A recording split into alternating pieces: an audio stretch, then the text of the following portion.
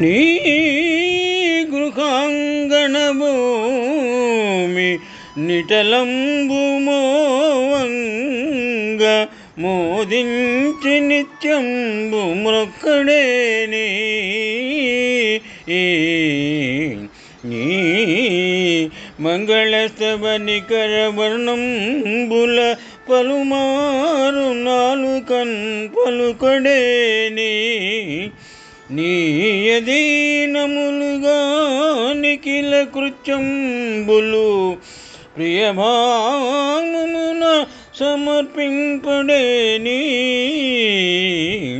నీ పదాంబుజముల నిర్మల హృదయుడై చింతించి మకువంధికడేని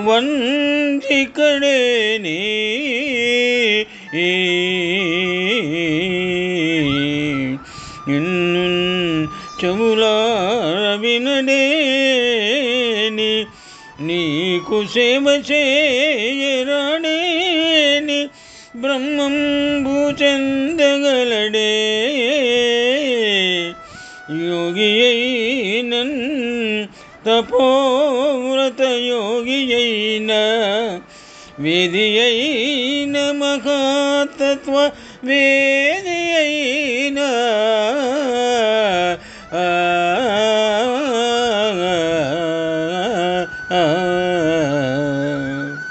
పోతన మహాభాగవతం సప్తమ స్కంధము ప్రహ్లాద చరిత్రము నుండి ఈ పద్యము గ్రహింపబడినది.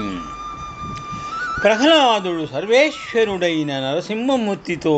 ఈ విధముగా సంభాషించినారు. సర్వేశ్వర,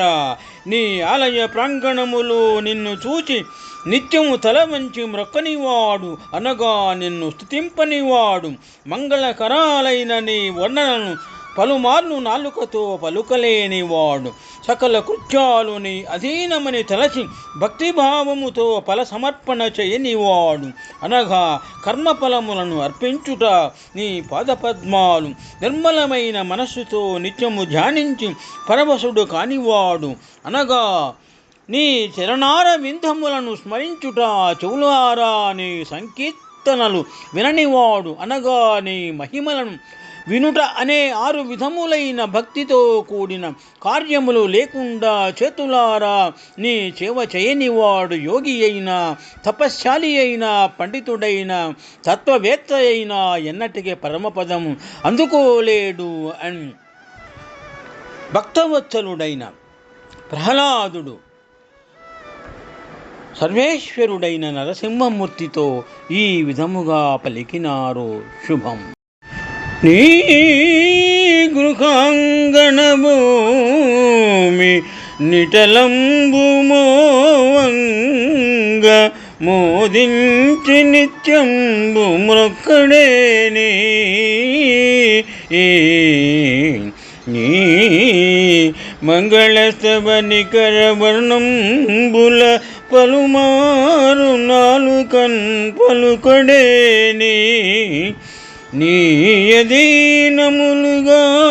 నిఖిల కృత్యంబులు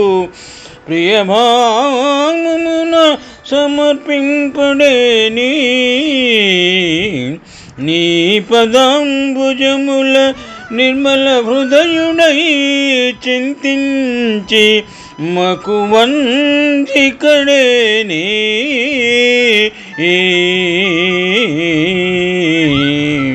నిన్ను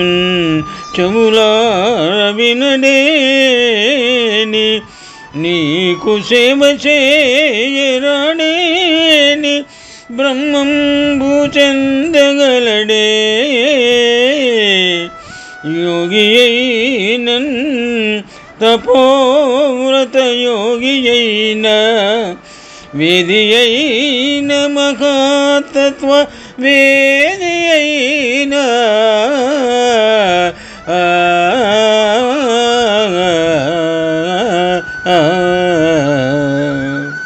పోతన మహాభాగవతం సప్తమ స్కంధము ప్రహ్లాద చరిత్రము నుండి ఈ పద్యము గ్రహింపబడినది.